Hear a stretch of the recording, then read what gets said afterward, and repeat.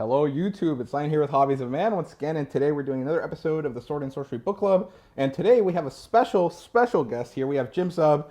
What did you dub yourself recently? Everyone's dad's favorite comic book Comic writer. There That's you right. go. Man, I got double special. Yeah. You know that's going to be good. Mhm. Well, I figured you had Jeff Shanks on here a while back, Yeah. and I was all jealous. So I better, Mhm. come in here and, Yeah. show my bona fides or Sure. something. Well, thank you. Appreciate it. It's good to see you, man. Yeah. So we Yeah. met in person at Robert E. Mhm. Howard Days last Last year, year. 2024. I think it's That been like was a lot of almost fun. exactly 7 months from Yeah. then or something like that. Maybe. 6. Yeah. Yeah. And so it was really nice to finally meet in person. Obviously, Yep. I'd seen a bunch of your videos and reviews. Thank you. I got a lot of the Conan fandom is so wonderful, and they Mhm. send a lot of links. So when people are Sure. saying nice things, they'll send me, like, if there's a live stream and it's like a 4-hour live stream and someone mentions the Conan book, someone will send me like a time-stamped link. Yeah. Like, oh geez, okay. Yeah. So it's intense in the best way possible. So Mhm. yeah, it's this weird thing where I kind of know a bunch of people in the community, but only kind of Sure. virtually, like over Yeah. For sure, I get that. yeah. Hmm. But we've met in person, which is great. Yes, So, which is awesome. It was great. 2 days yeah, at thank Howard you. Days. This Yeah, year, I it's think so they're doing different it. from Mhm. every kind of. It's not really a convention. It's Yeah. sort of a book festival, but it's so focused. It feels like a Yeah. big family barbecue. That's exactly what Jeff Um, says all the time, and it's yeah, very true. yeah. That was like the first con experience I've ever had, and I Oh, know really? that if I know that That if I is go to not a a real one, normal. it's gonna be very different. So That is not a normal yeah. convention. I think the Hmm. biggest head shake for me was, I did Howard Days, which I came in on the Thursday to film some extra Sure. Yeah. stuff Hmm. with Shawn. And then we did Friday, Saturday at the festival. And then Sunday, God, I think it was like 6 a.m. I jumped in my rental car and I drove to Dallas and I did the Dallas Fan Expo for one day. Yeah. And because I was only there one day and it was a crazy convention, it was the most, like, could not have been more different. And I had a Hmm. really good time, but it was packed and it was crazy. I was only there for like just over 4 hours. I basically got there, crammed lunch into my mouth, did a signing, did a panel, did another signing, and then drove to Yeah. the airport. It was just like, Yeah, that's crazy, man. and Hmm. Howard Days is just like hanging out at the picnic table and, like long Yeah. conversations and poetry Hmm. readings and chatter. And it's just a Yeah. completely different kind of feel. Hmm. Yeah, I missed out on some of the like later stuff for Howard Days because I live Sure. in Dallas, so I kept driving over and then coming Right. back, and I didn't feel comfortable driving like in the dead of night. I was like, Well, okay, there's no hotel in Cross yeah, it's Plains like a either, country right? ride. Yeah, it's those country roads are very like they're very Yes. well done and they're But nice or they're whatever, dark in but the middle of the night, man. Yeah, I was trying to yeah, explain to people where it is. I said, I fly into Dallas, rent a car. It's like 3.5 hours, 45 minutes is mostly dirt roads. yeah. It's Yep. pretty bad. Yep. You walk in or you drive in and it's like population 899 That's or right. something like that. That's right. It was very different. It was cool, but Yeah. it is very Yeah. different. But yeah, so thank you very much for being here once again. No It problem. was great meeting you back then, and I really appreciate Yeah. the chance for this interview. So let's do Okay. a quick overview of your history, right? Because Sure. it's the first video with you on this channel, so it's probably Right. best to do that, right? So my understanding here, and correct me if I'm wrong, is you're from Canada. You have Polish descent, right, or ancestry. Ukrainian. You're Ukrainian and Okay, Polish, okay. but Class mostly close, Ukrainian. but not the same. Yeah. Yeah. And you grew up with a brother. You got into Conan and D&D from that, and then you start working at Udon, I think, for your comic Mhm. book career. And then I think you really exploded. I'll After... correct you a little bit on that. Okay. So I did start in comics a little bit sooner. So Mhm. I did a web comic. Okay. But now web comics are so ubiquitous, but at the time it was kind of a weird thing. Mm. This is 2001. I did my so I was working in the animation industry. I went to school for animation as an artist. I was working in animation at a very small studio, and in the evenings I started doing my own web comic because I really wanted to learn more about comics, and I had discovered these people putting their own comics online, and there was no barrier, there was no publisher, there was no editor. And so I did my own little web comic from 2001 to 2003. By the time I had wrapped that up, I had left my second animation job and I was moving back to Toronto. And that's when an old friend of mine put me in touch with the Udon studio. So I did start working at Udon as sort of my first, I guess you'd say, professional gig. I actually started as a colorist, and then eventually a project manager and an editor, and then a writer. So or like in the traditional like a framework of comic books, right? Right. Yeah. So that's cool. And then I think you really got bigger. You did a few series with Image, right? You did Wayward, and Skull Kickers was the first one. Skull Kickers was 2010, and that was a really unique period. Image was going through this little mini renaissance. The Walking Dead TV show was in production, and so there was this feeling of like, oh man, creator-owned comics are coming into their own again. Popping off, there were series like Morning Glories and Chew and a bunch of other ones coming out around that time.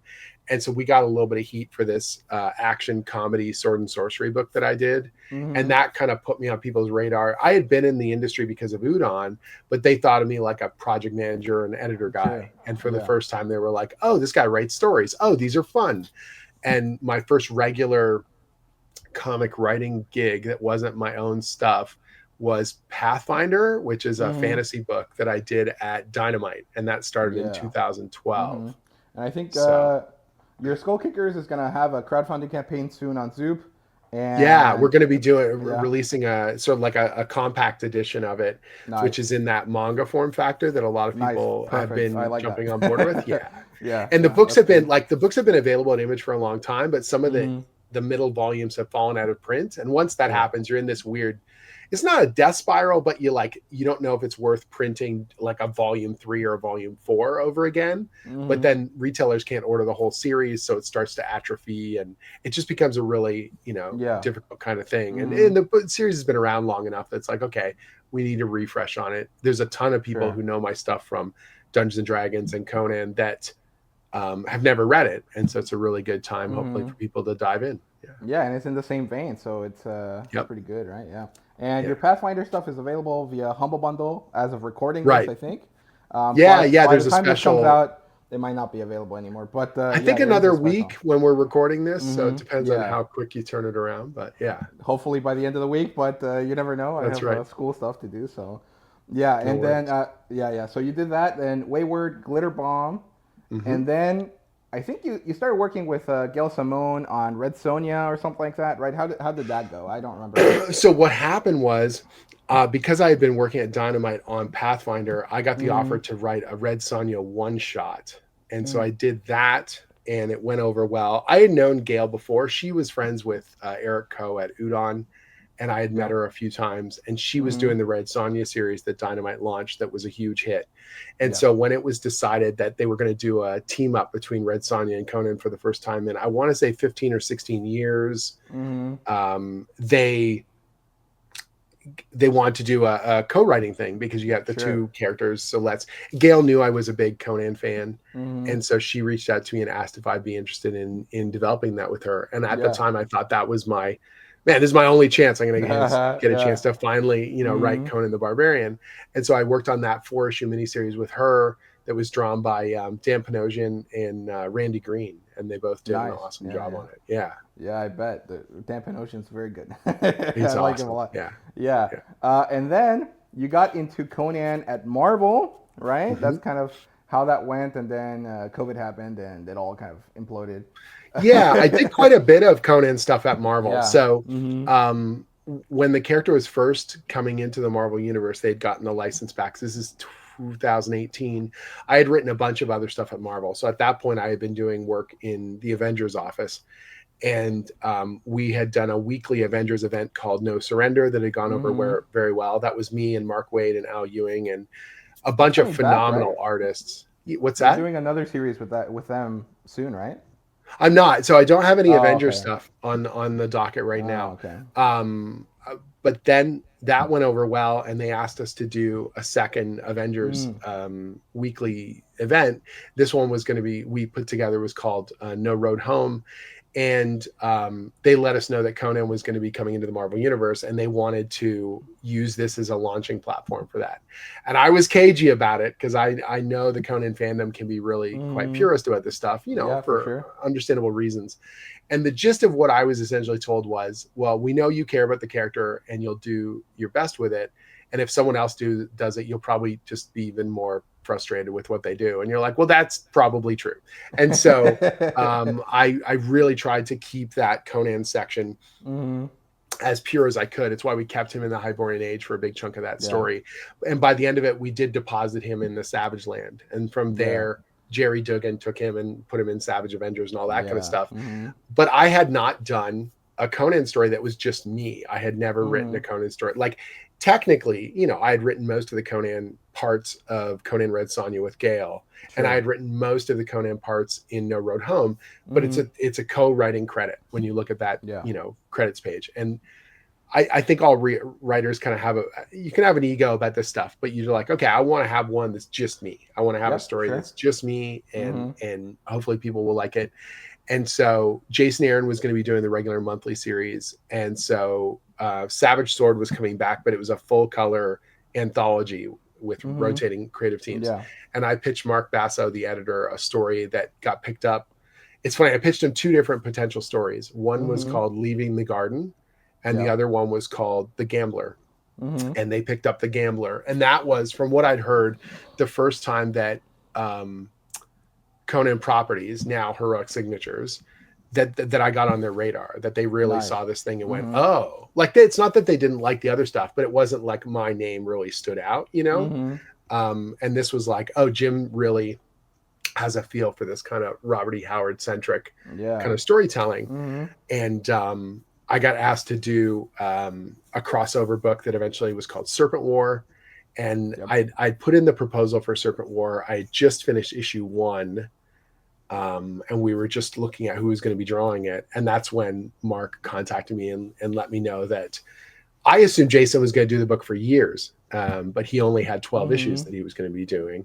And they offered me the flagship book. And that was, 2019. So, Nice. Yeah. That's really cool. I actually really enjoy hearing about this because, you know, I've been into comic books technically all my life, but really collecting them in the last couple of years, right? And so knowing how the sausage gets made, more or less, is very interesting. There's a lot of moving parts, you know. I think sometimes the readers, they assume some of this stuff is more difficult than it is, and sometimes they assume it's way easier than it is. All the time they'll be, I don't know why you don't just hire whatever artist, you know, and you're like, well, do you assume they're just waiting by the phone? Like they probably have other projects that are lined up, or they have other commitments they've already, you know, doing, or maybe we're actively talking to them. You have no idea, you know, so it can be this kind of weird thing. I remember when we were talking about, we had reached out to Joe Jusko, for example, about doing covers for us.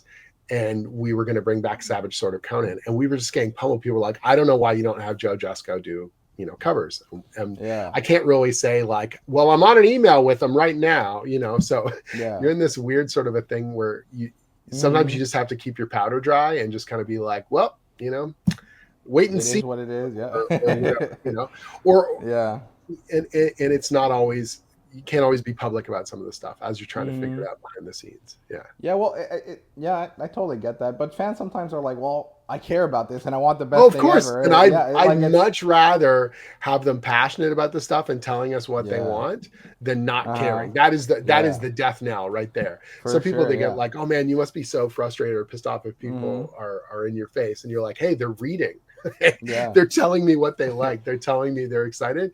Great. You know, I can handle that. What I can't handle is just like a dial tone, just like dead nothing, you know, nobody cares. No one's reading. No one's paying attention. No one wants anything, you know, that's hell. I mean, as a YouTuber, I'm like, okay, no comments. That's pretty sad. Right. Negative comments, that sucks, but at least it does. It does, you know. I do not want to have a hate readership, obviously, and it's not something I'm trying to cultivate.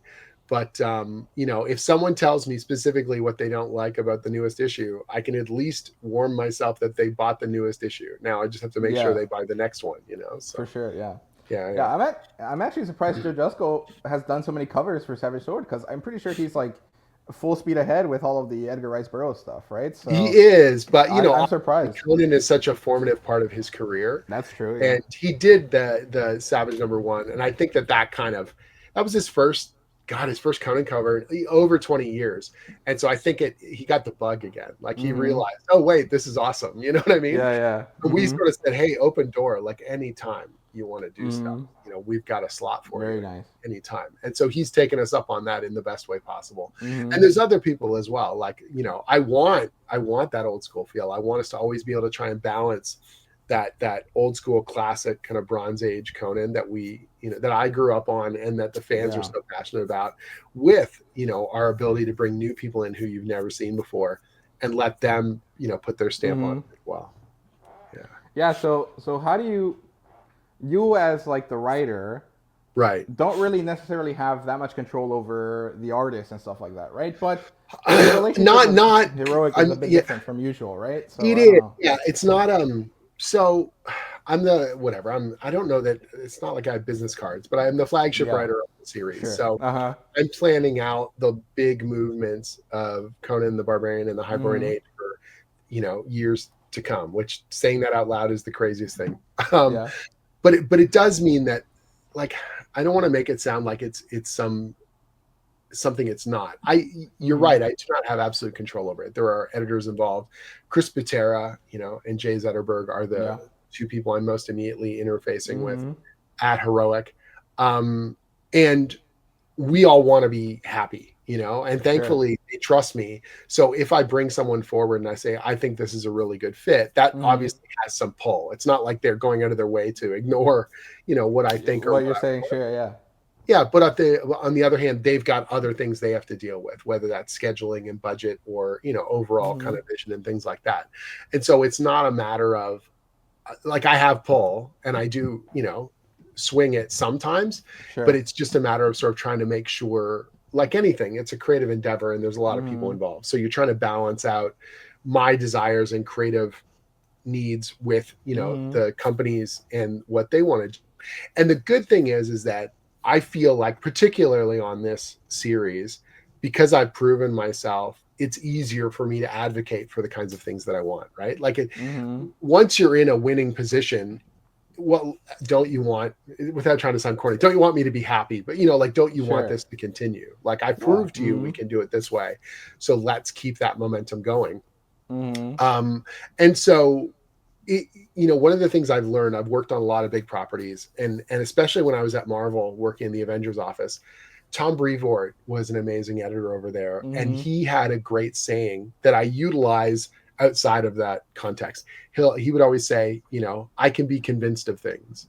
And the gist of it was, if you don't want to let me do what I want to do, either I'm not paying attention to those bigger forces, budget and vision and all those other things, or I haven't explained it effectively. Like, I haven't communicated what is the commercial and entertainment potential of what I'm trying to do effectively enough that you're on my side with it. So a lot of times, if someone initially pushes back, and I'm not getting a ton of pushback at Conan or anything, but if someone is confused or they're like, I don't get it, why are we doing this? I need to explain better. I need to sell it internally before we're going to sell it externally. You know what I mean? And so something like the big, 4 to 5 year plan that we've got for the series, that was just an initial kind of twinkle in my eye, or in and around pitching on the book. Like, we knew we were going to have at least 12 issues no matter what. Yeah. Okay, how can we make the best damn 12 that we can to prove to people that they need to stick around long term, that this is going to be worthwhile, that this is going to be a commercially successful endeavor and creatively awesome, and uphold the legacy of such a special character and world. And once we do that, then we can be even more ambitious, And so we're 5, 6 issues into production. And now internally, Titan believes, and Heroic Signatures believes in what I'm doing and how we're doing it. Now's the time. Okay, here's the big picture plan. Here's the big idea. And I'm going to make you believe that this thing can work just as well and keep expanding. And once we did that, then it was, okay, let's get that long-term contract going. Let's get this thing figured out and make sure that we can get there, because it's no longer a sprint, it's a marathon, Yeah, that makes sense. That's interesting. So how do you compare, or like, what is the, I guess you kind of answered this already, but like, when you're writing Conan for Marvel, specifically like the crossover Serpent War, how did that compare to like writing the crossover event here? I mean, it's very different. first of all, I'm in a unique position now where I'm working directly for the rights holders. Yeah. Like Titan is licensing the series and publishing it in English, but Mm-hmm. the creative's all being done via Heroic, right? It's Yeah. not to say that Titan has no say whatsoever, but they're Mm-hmm. more dealing with variant covers and with general kind of promotion and Sure. the print schedules and stuff. Mm-hmm. But the creative under the hood, it's a partnership between them and Heroic, but Heroic is dealing with the creative. And so particularly the stuff between the covers, that's where I've got the most kind of pull and the most Mm-hmm. control and the most ability to kind of, Yeah. because I've convinced them I've got the stuff, we can do what Mm-hmm. I want to do. And it's not to say that I didn't at Marvel. It's just you have more layers involved, right? Because you've got Marvel's it was a licensed book. And so first I have to convince editorial, this is what we should do. And then they take it to, the rest of Marvel. And then it gets taken to, at that point, Heroic, Mm-hmm. and what may have you. But then Marvel has a whole different kind of scheduling pattern. They are releasing, 60 comics a month. And this isn't anything bad. It's just the way that thing is. They're the biggest comic publisher in North America. Sure. So we're never going to be their top priority, right? Like Spider-Man is obviously a much bigger deal than Conan the Barbarian, particularly something that they own and control completely versus a licensed title, right? So the kinds of artists that you can throw at these things and the scheduling on that kind of stuff, all of their books right now are PG-13 or kind of younger. So you can only go so far in terms of mature content. And that's not, I knew that going into it. It's not like it was some shock to the system, but it means every single month you're like, okay, how far can we go and where are we pushing against those edges? And, the book at Heroic Signatures, I convinced them, let's do a mature reader's book. We can go as deep and dark as the pulps, and we're going to get our own kind of crop of artists that we feel exemplify, Conan best. So we're not having to juggle it against, well, what is the schedule of this artist compared to superhero stuff that they have going on and stuff like that. But understandably, Heroic Signatures literally are the rights holders of the Robert E. Howard Library, and Conan is their crown jewel. Guess who gets the priority? You know what I mean? Like Conan. it's so obvious that we can do kind of more, and we've got a deeper kind of well that we can go into because of that. And so I don't think that Marvel had, it's not like anyone was gunning to hurt the book or there were any bad plans involved. We got sideswiped by the pandemic and all kinds of other things that were happening, but it's just part of a larger, system. There are advantages, obviously, when we were at Marvel that they have a much bigger brand name to the point where, the new Conan series launched in 2023, and I'll have people literally confused and say, I thought it was at Marvel. And you're like, man, this book's been coming out for almost 2 years under Titan. And people, the awareness may not be there all the way yet, And so we've just got to keep fighting the good fight and make sure that people know about it. And yet our sales are incredibly strong. And we are kind of, thankfully the hardcore fandom is there and they are coming out and we're breaking through those barriers. At every convention I go to, I'm meeting guys who have not collected the book in 20, 30 years that are coming back on board, that are back in the comic store every single month. And that is it takes you aback, honestly, these people who are like old enough to be my dad and older, who are like coming and shaking my hand and saying like, I feel like I'm a kid again. This book is really doing it for me.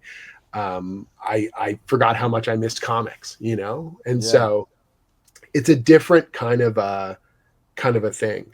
So I love working, with Heroic. I love doing Marvel stuff. I had a blast working on Conan. My biggest frustration was the lockdowns, because the book launched when I took over the monthly series at Marvel, and I had 2 issues come out and then pencils down and lockdown. So we were halfway through a storyline, and then there was a 7-month gap in publishing. I couldn't promote the book. Understandably, no one was really worried about Conan the Barbarian when the world's spinning off its axis. I couldn't go to conventions. I couldn't sign books or promote it. It was like fan fiction, in the sense like I was just doing it for myself and someone was putting money in my bank account. Like it was very, very weird, Yeah, it sounds very difficult. And I mean, on one hand, I'm like, well, most of you guys work online anyways, right? Like you guys don't Sure. interact in person all that much. Totally. So it shouldn't have been that big of a I mean, problem. production-wise, it was sort of the same, but it Yeah. was creatively, it was so bizarre. And then I really do love conventions, and I love, you know, going to shows and meeting readers and interacting with other professionals. And not doing that for 2 years was bizarre. Yeah, I can totally understand that. I was like stuck in my house with my parents for like 3 years. I was like, dude, what the heck? Yeah. I came It's back wild, yeah, on the other end of that. I'm like, you know, maybe I do like being by myself right? in my house. But you know, and we did 2 trade paperbacks worth at Marvel, and then it wrapped up. And I genuinely thought that would be my last time to ever, you know, be a bard for the Barbarian or whatever. And here we are, you know, and it's surreal, honestly, looking in the rearview mirror and seeing how far we've come. I just got my copies of Volume 4 of the new series, you know, plus the Blackstone trade will be out by April, so that's like 5 trade paperbacks already, and we're not even halfway through the big plan. So it's crazy. 6 if you count the Savage Sword one. So. Oh, that's right. Plus Savage Sword. Yeah. It's like the group, you know, trade obviously there. It's but I told, you know, Chris that I want to make sure I have contributions every few issues just because I want to be in Savage Sword, because holy crap, it's Savage Sword of Conan. Yeah.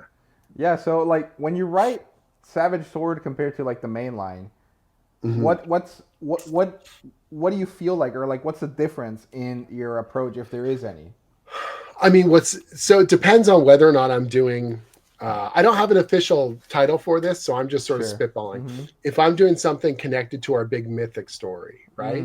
So when we did the issues 4 of Savage Sword, that was all Battle of the Blackstone tie-in stuff. So that has a specific purpose. We're trying to tee up material or inform the reader about certain things, or set up moods, or introduce elements. So that's sort of connected to the big plan. But what I want to also have is, I want to have Savage Sword stories like Leaving the Garden that are just completely their own thing, you know, that don't, you don't need any prior knowledge or continuity. It's just a damn good Conan yarn, you know, if I do my job right. And that frees me up from that everything has to perfectly plug into the tapestry. You know what I mean? Not to say that I could find somewhere in the timeline where Leaving the Garden fits, but it doesn't really matter. And it won't be referenced in any other stories I'm doing, because that's not the point. Sometimes it's just weird tales, man. And we're just doing an awesome Conan tale. You know, and that's the point. That makes sense. Yeah, I get that. So going back to like Serpent War and Battle of the Blackstone, just because that's kind of like the thing that most recently finished. So when you were doing Serpent War, you had to include Moon Knight, right? That was like a they didn't tell me to include. Okay. They didn't tell me to. Yeah, they didn't say I had to include Moon Knight specifically. The mandate was there should be a Marvel connection. Sure. That they felt like, particular, you've got a bunch of Robert E. Howard characters that are not well known. Like Conan's the big one, and then Solomon Kane. But the visibility difference between Conan and Solomon Kane is vast. You know, most people don't know who Solomon Kane is. If I go out on the street, no one knows who Solomon Kane is, right? Like even at a convention, most people don't know who Solomon Kane is. And so understandably, again, Marvel's mandate is, look, they want this to be a hit. They want this to work. We need to get your average Marvel superhero reader to at least pay attention. That if they think that this thing is completely hermetically sealed away from superheroes, no, they're not going to look at it, and retailers aren't going to order it in the same numbers. And so, you know, it's a marketing decision, but I can totally understand how it works. So I have to make the best version of that possible. I have to say, okay, you need this thing. I understand why you need it. I understand it in terms of marketing and sales, and in terms of entertainment and visibility. What is going to complete that circuit, but also make me that I'm proud of the work and that we can make this thing go. And since we were looking at Set as one of the big bads, you know, the snake god, well, now I've got mythic choices before me, and Thor is probably too powerful, and, you know, what can we do? And so then we kind of fell into, well, obviously Khonshu and Moon Knight. So there we go. Cool. Now we've got a character in the modern era. Now we've got a character that, yes, he's a superhero, but he's dark enough and supernatural enough that we can plug these Robert E. Howard kind of notes into it. And then I kind of, as I was brainstorming, I realized you had a really interesting interplay of faith, where you've got Solomon Kane, who has never and will never meet his God, but is absolutely ardent in his faith.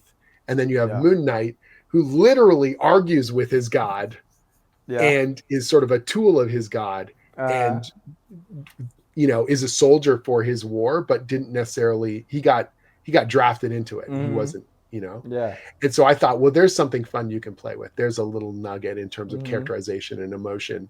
Let's really dig into that. And the more you do research on this stuff, you find those tethers and ways to kind of make them work. And so Serpent War was a challenge, obviously, because I wanted to tee up these other Robert E. Howard characters so that they could then go off and do their own series, but also make it feel like a cool epic, and then try and set us up for future. My ultimate goal would have been to do 3 of those, that we would have done 3 different event miniseries. And sort of carry those through to an even bigger kind of arc. But then obviously things changed and we weren't able to do that. But I still feel like Serpent War, as flawed as it is in parts, I feel like I learned a lot on it. I feel like we did what we had to do, and we delivered, an entertaining kind of pulpy yarn. And people still read it and love it. And I'm so thankful that I was able to show my passion for the Robert E. Howard material, and that helped tee me up for stuff down the road, obviously. I did enjoy it. I thought the setup was good. I actually did like the inclusion of Moon Knight, because he's like an Egyptian character, and Set is also technically like an Egyptian god, at least in the real world. But because I come from the manga world, right, where I'm used to like the final battle taking like 12 chapters or whatever. Oh yeah, I know. Sometimes and everything happens so fast. Yeah. The other thing too that was hard was the original ship schedule changed, and so it went from having I feel like any one of the artists that drew Serpent War could have done a great job, but having literally 4 different artists on 4 issues made it like incongruent. Like when you're reading it, you're jumping from issue to issue, and that's a creative and a scheduling choice that is out of my hands. You know what I mean? And I'm like, well, why can't we get one person to do this? Well, they're like, because this is when it's got to release, and you're like, okay, at the end of the day, I got to do, particularly at that moment when I'm just like, man, I get to write these friggin' characters. This is the coolest thing ever. I can't really bark and cause a lot of noise over that. You're just like, those are choices being made above my pay grade, trying to think of other stuff about that series. Like I said, I did a ton of reading and research. I had a ton of fun on it. You're trying to fit, we knew what the sort of the size of the page count was going to be. And so you're trying to fit all those pieces in and just sort of go, okay, this is how much space we've got. We got 4 chapters. We need to have, 3 cliffhangers. How do we get as much juice out of the squeeze? Yeah. And that's one of those things about comics where, if you're writing a prose novel, it's not a heck of a lot. Like if you're writing more, most publishers are going to be like, oh, you're giving us 40 extra pages of material. This is great. We can just make a thicker book. And in comics, it's like every single page is an artist's time, 8-9 hours possibly for the page, plus coloring, plus lettering. You know the container you have to fit in ahead of time, and then you're trying to make it sort of work.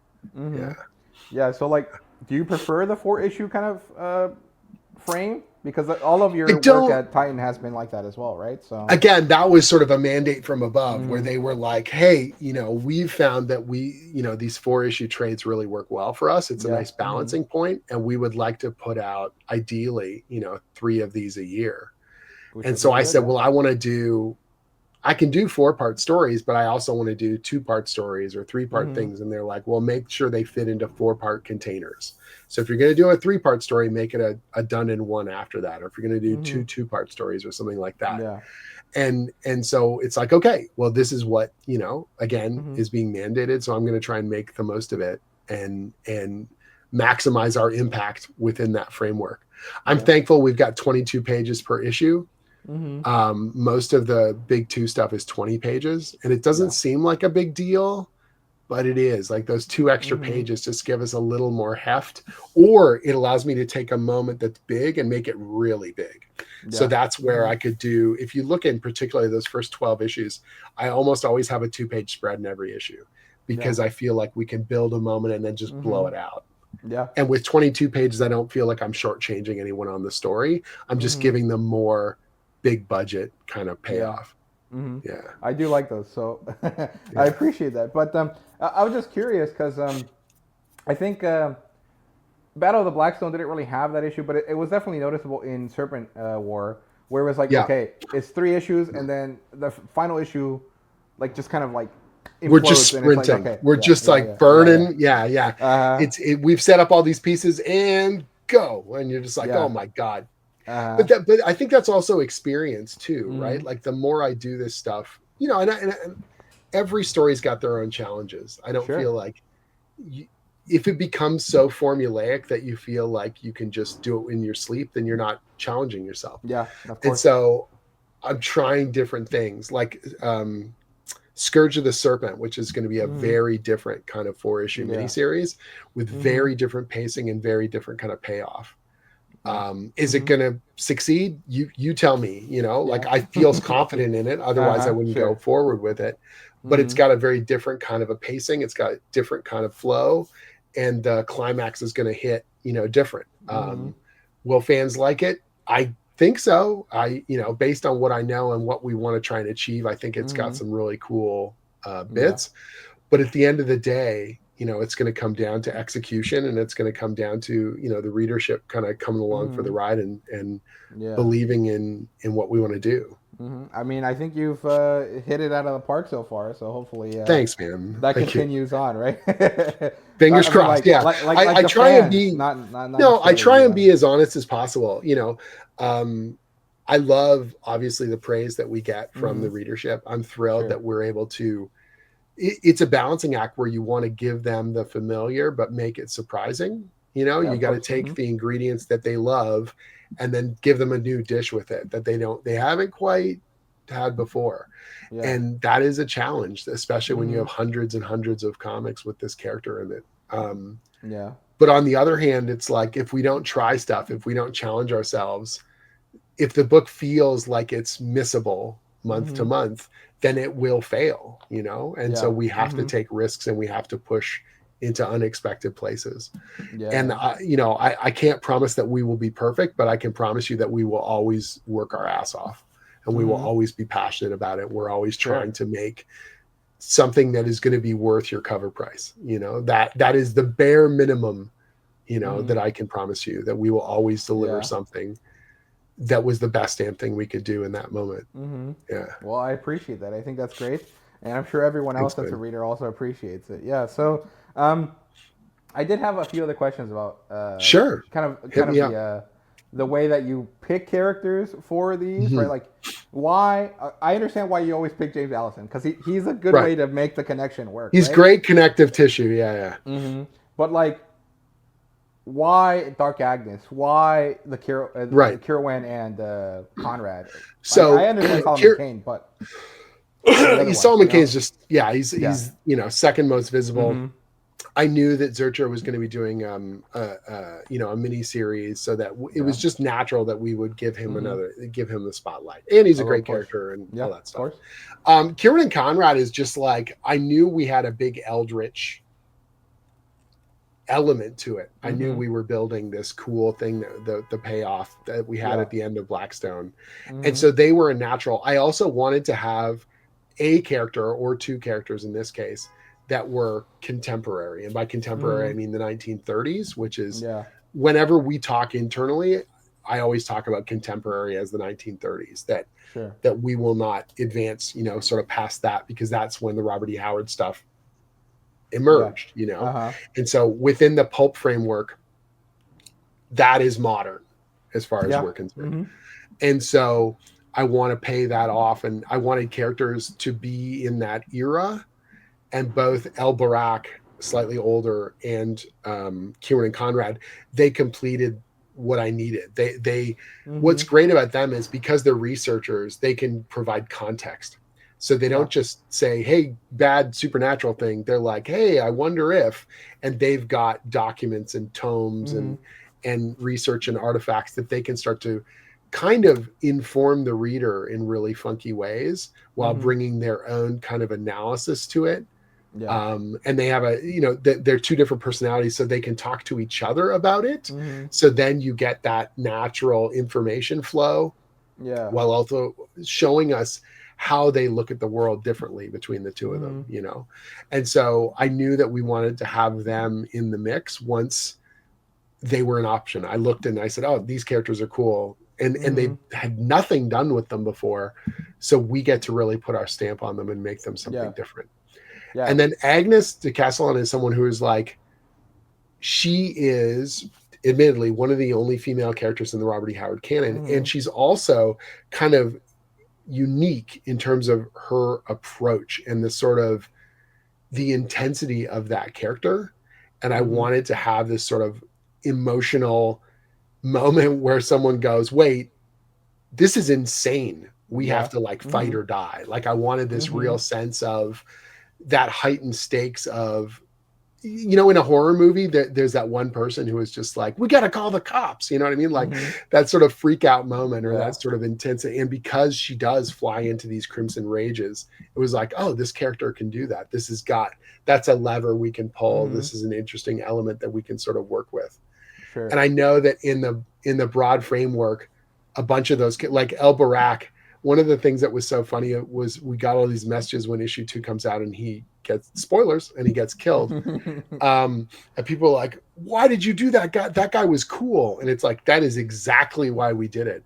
If you didn't think he was cool, if you didn't like him, then you wouldn't care that we had taken this piece off the table.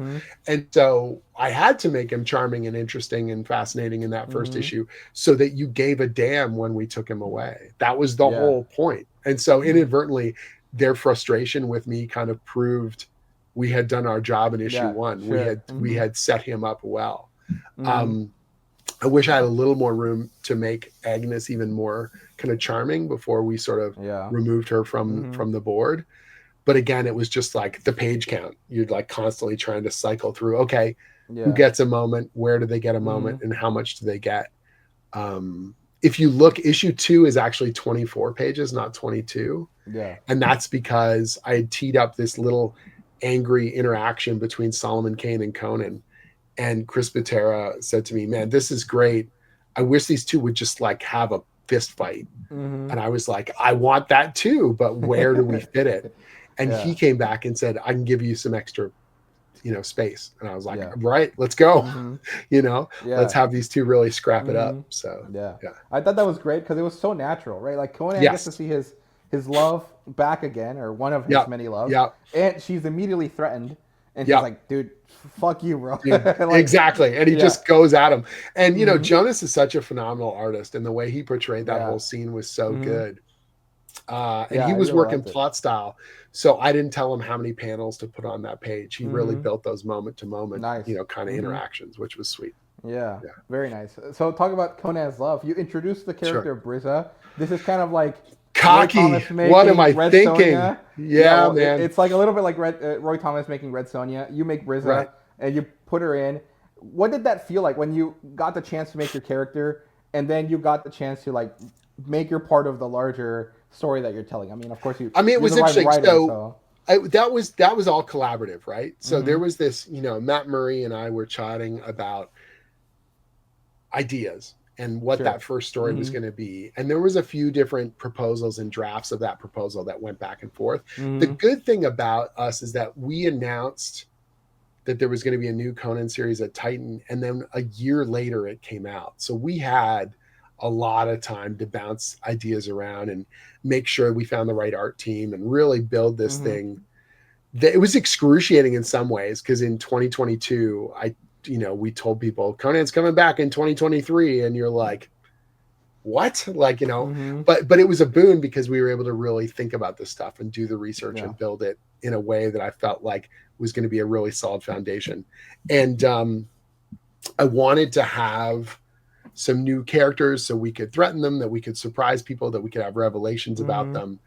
And Matt was really great about Matt and Jeff Shanks, was great about throwing me a bunch of material and just being like, check this piece out. Look at this thing. Look at these really cool little bits. I wonder what we could do with all this. And I just started sort of pulling it all together and going, okay, there's going to be this character. We want to have some romance. We want to have some intensity between these characters. How can we make it more than just the female character that gets discarded at the end of every Conan story? Do you know what I mean? Like in the comics, we've cycled through dozens and dozens of them, over the years. And some of them are charming and some of them are utterly forgettable. And again, really unique opportunity launching this new series. We need to make a mark there. And so the idea of plugging it into the bigger mythic framework with the Picts kind of came up in the broader discussion. And then it was like, okay, she's part of this broader lineage. Let's find it. And then it was just brainstorming names, working with Rob to get that design and hoping that people liked it as much as we did.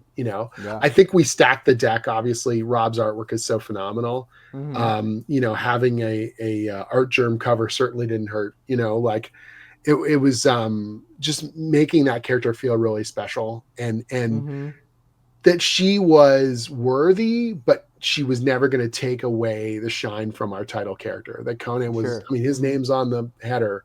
He's the guy, but that doesn't mean she couldn't be cool too, Yeah, sure. And again, that was another thing where we took her off the table in issue 4 and people were like, what the hell, man? And you're like, good.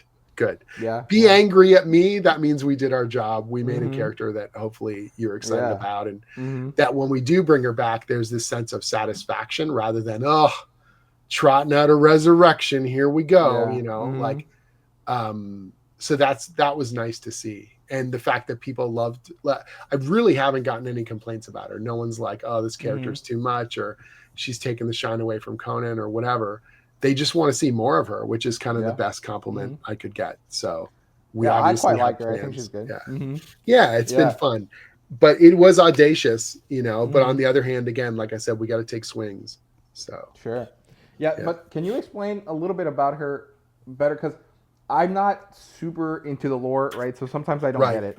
She's a Pict in the same way that Brule is a Pict, not the way that the Picts in the Hyborian Age are Picts, right? So what we've posited, not to get too granular on it, is that it's not, just as there are multiple tribes of Native Americans or anything else, that there are multiple strains and tribes that have moved around Pictland and around the Hyborian Age or whatever may have you.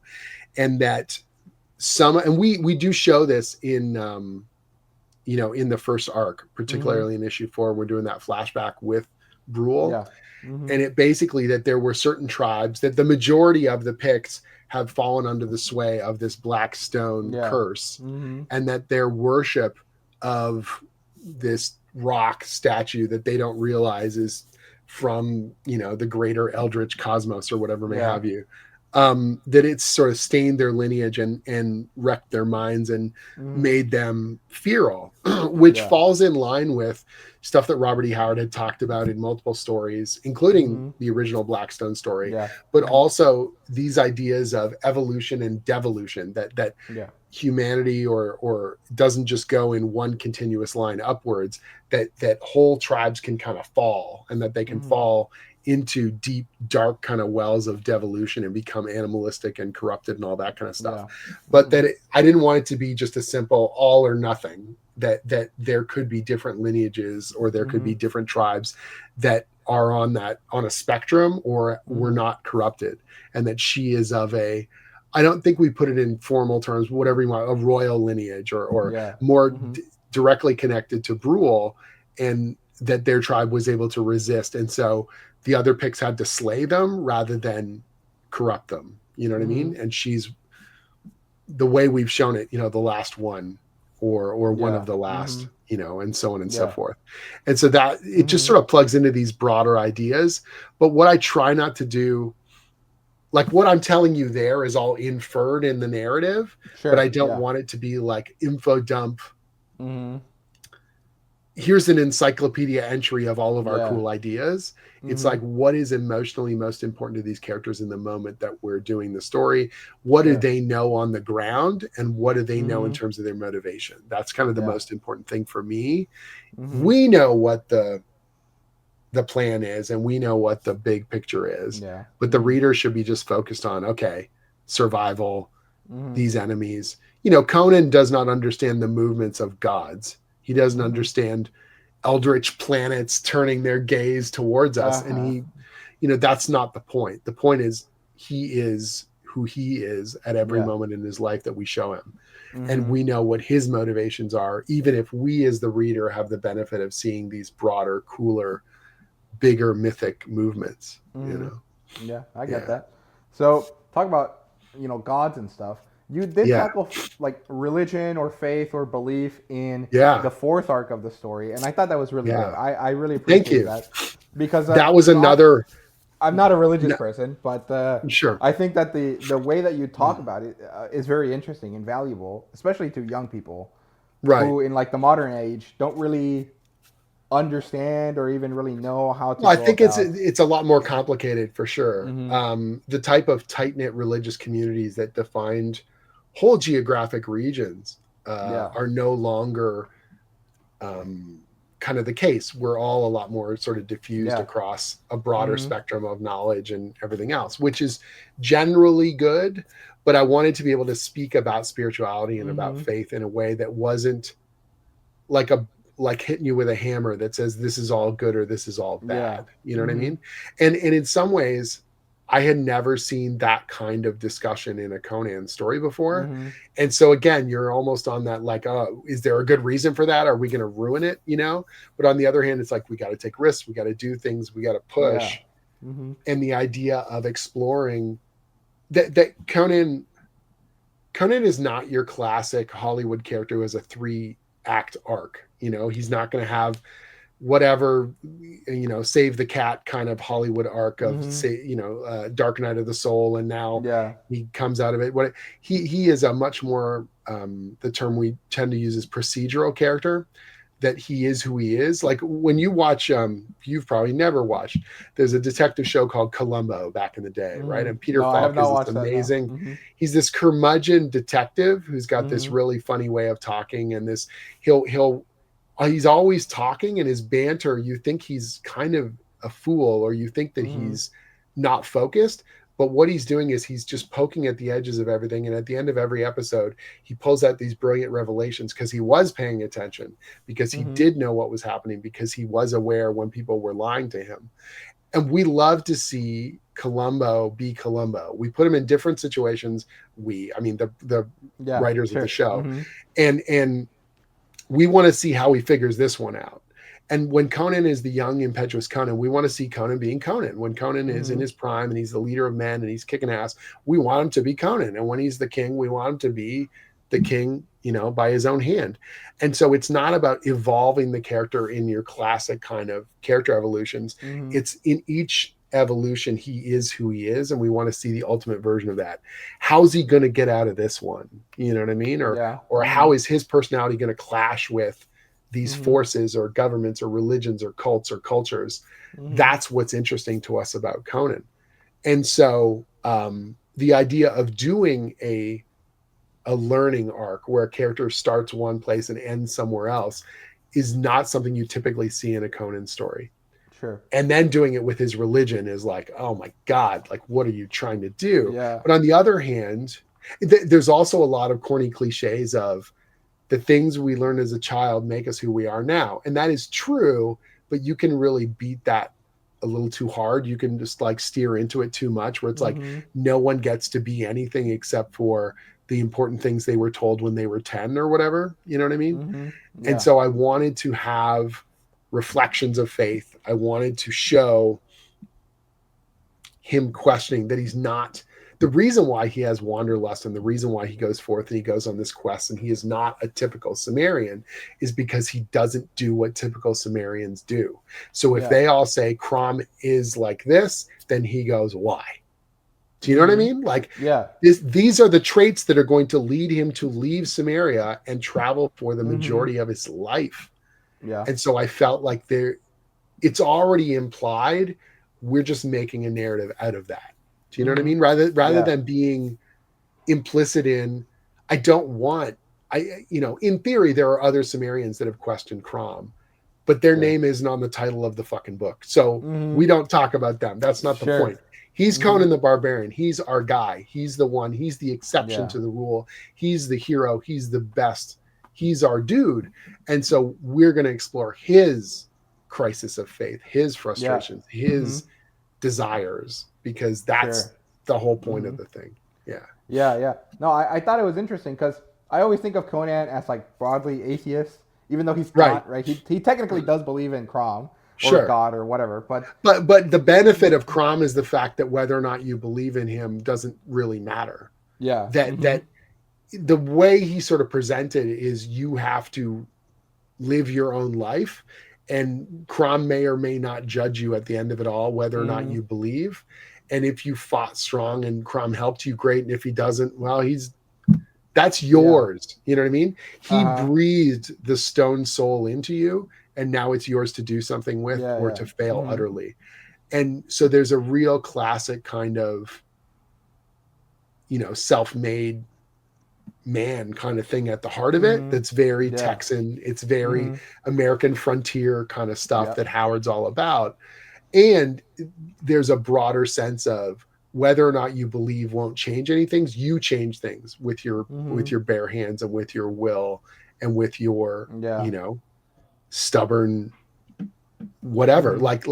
That's what's so cool about that character. And I think one of the traits that people really like about him is that there's an implied sense of faith, but that doesn't mean you can just and hope for a miracle, he has faith to an extent, but he still wants to be the person that makes the change happen, right? So well, you have to be, because Crom's not coming to save you, and Crom never will, right? And you could take from that whatever religious parable you want. Sure, it's a very broad container that you can sort of pour yourself into. And I just wanted I wanted Conan's father to be humanized and to be able to explain why the Sumerians believe in a way that wasn't just like, we're all sheep and we were told we have to, so look, we do. Do you know what I mean? Yeah. I wanted there to be something deeper and more meaningful about it. And the kind of, how do I put this properly? When you're young, one of the things that's really potent about your youth is that desire to know everything and to have it all figured out, or to feel like you will have it figured out later on. And why can't we get to it right now? Because I'm heading into the prime of my life, damn it. And this world's nuts. And getting older is about accepting things. Hopefully, if you come into your wisdom, accept things that you can and cannot control, or that may not really matter, that you thought were so important. And so Conan's father has a wisdom to him, including the wisdom to know what he doesn't know, and to have settled into what he needs, and that is a maturity that I felt like we could show that will become important to Conan later, but isn't just like wagging our finger and saying, well, when you get older, you'll understand, you know what I mean? Which is, that can be really off-putting and annoying. And so I didn't want to be preachy, but I wanted to get to somewhere that had something spiritual to say. And that's it's a high wire act, Yeah, it's a very fine line, and it is. I think if you managed to one way or another, it can come across really preachy, or it can come across really twee, or it can come across really annoying. And you see this all the time. You hear about readers, when they'll say that a piece of media, a movie or a television show or a comic or whatever, they're like, I don't want whatever, the writers, politics, religion, fill in the blank, whatever it might be, to slap me in the face. I don't want, and you're like, okay, whether or not your message is sound, the way you're delivering it is not, it doesn't feel organic. It doesn't feel like it's strengthening the story. It feels like it's a megaphone that's sort of blasting over top of every other plot point. Yeah. And so you can have an opinion. You should. God knows that's how we make stories. Yeah. But it's how are you tackling this in a way that, and it's not organic. It's all manufactured. We're creating these things, but you want to make it feel organic, right? Like right, the delivery that should the be. reader isn't getting pulled out of the story and going, "Oh, this is the year 2025 coming at me." You know what I mean? Like, yeah. What is this? Particularly in a fictional, fantastical world, or in a historical context, or in whatever may have you. You know what I mean? I do not write. I'm trying to uphold the legacy of Robert E. Howard's character, of the best of Roy Thomas and Kurt Busiek and all these other people who have come before me, but I've got to be me, and I've got to do it in my own way as well. Sure. While trying to sort of balance all those elements and influences as best I can. Yeah. Very nice. Sorry, that was kind of a. Maybe I pigeonholed you into a conversation. No, man. I haven't really talked about Frozen Faith in that kind of way, so it's a great question. Yeah. I don't. But there was no guarantee we were going to land it. If Doug Braithwaite had not drawn such a beautiful series of issues, I don't think any of my writing could have saved it. You know what I mean? The visuals are such a huge part of how people interface with those stories. I've had scripts that in my head, I'm like, man, this one's going to be a banger. Not on Conan per se, but on other projects I've done. And then the art comes in, and you're like, oh, this artist has a complete. They're not seeing what I didn't effectively communicate this thing, or they're not built for these kinds of moments. This thing is not what I thought it was going to be, and now we have to make it. We have to land this plane, or whatever metaphor we want to use. I'm super thankful that all my collaborators on Conan have been so skilled and so amazing, and that we've had time to make every damn issue as good as it can be. Very nice, thank you. Yeah. So okay, kind of wrapping up here. I did have a question about your artist. So you work with Rob. You've mentioned that he kind of does it. Like you tell him a general idea, he does it that way. And then Doug is more structured. You mentioned Jonah was similar. What about Danica Brine, right? She worked on the latest 2 issues. The second one of hers came out today as of recording this. That's right. What was your experience working with her?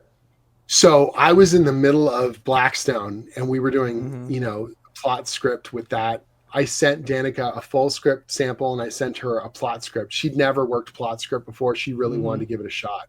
Sure. And so I sent her a plot script initially, and she was a little bit kind of, oh my God, this is a lot of decisions to make. And I said, no problem. Send me your layouts or talk to me about any particular sequence, and I can do more in-depth dialogue, or I can explain to you more detail about where these places are and exactly what those beats can be. Things like choreographing the action and stuff like that. So she ended up with a bit more of a hybrid kind of between the two, as far as that goes. And then, Doug again is full script sort of all the way.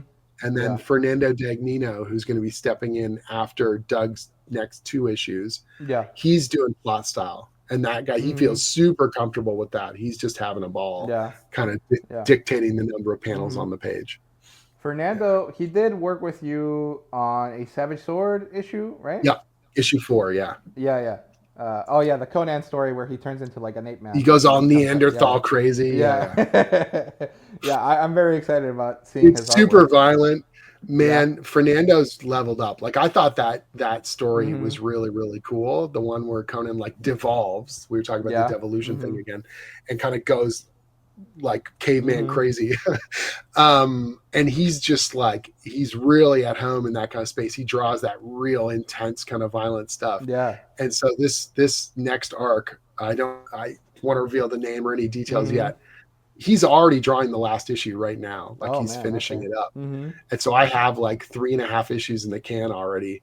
And his stuff is amazing. Like this is a dream gig for him. And he's pouring every ounce of energy into it. Some of the shots are so crazy. He loves drawing crowd scene stuff. And so I would say to him, okay, Conan and these guys are fighting as many people as you want. And he's just filling the page with bodies, and I'm like, what have I done? Like, oh no. Diego's going to die trying to color all this stuff. This is going to be madness, but it's going to have a crazy impact too. I can't wait for people to see it. Well, I can't wait either, dude. That sounds awesome. Okay, yeah, it's so good. Dude, I'm so excited. Okay. Okay. Well, it's been about an hour. I don't want to keep you too long. Let's try to wrap this up. You have any final thoughts? You want to tell us a little bit about what Doug's gonna, be showing us in the next couple issues, maybe, and then let us know. So the covers have come out, so there's a little bit of information out there in the solicit. So we've got a 2-part story that's coming up. This is the story that we teased in the second story arc. So there's a moment where we show Conan traveling after Billy, passes away. Yeah. We did a montage where we show Conan traveling through the jungle. This is that story. So a year ago, we essentially teed this thing up. Said, oh, Conan went through the woods and he through the jungle and he fought, and had this. I don't want to give away too much. Stuff happened. Yeah. And so this is where we reveal it. Nice. What happens there tees us up for stuff heading towards Scourge of the Serpent. So it's all part of the big mythic that we put together. There's going to be some really, really fun reveals in there. Doug is, I keep thinking that we've hit not the limit, but like that Doug is doing the best pages of his career. And then he does a new issue and more. And I'm just like, or not, he's got another new These pages are absolutely stunning. Everyone is on full cylinder now. Like, it's just ludicrous. Savage Sword looks as good as it's ever looked.